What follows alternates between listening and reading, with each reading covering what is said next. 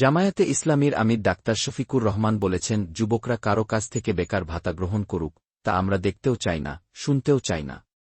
আমরা প্রতিটি যুবকের হাতকে দেশ গড়ার কারিগরের হাতে পরিণত করতে চাই।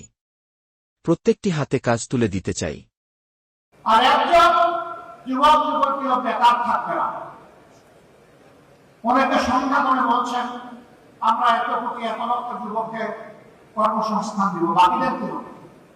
বলছেন বাকিদেরকে ভাতা দেবেন।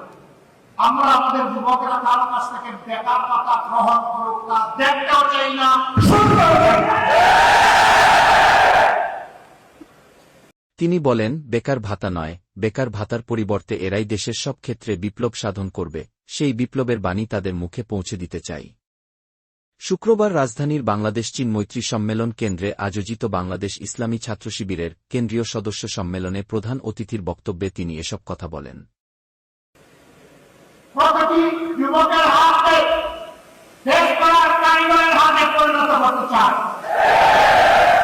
সকলকে হাতে কাজ তুলে দিতে চায়। বেকার ভাতা নয়,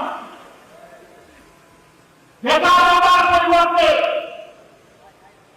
এরাই দেশে সকল ক্ষেত্রে বিপ্লব সাধন করবে, সেই বিপ্লবের বাণী তাদের মুখে পৌঁছে দিতে চাই, শক্তি তাদের মুখে তুলে দিতে চাই, আর তাদের হাতে কাজ তুলে দিতে চাই।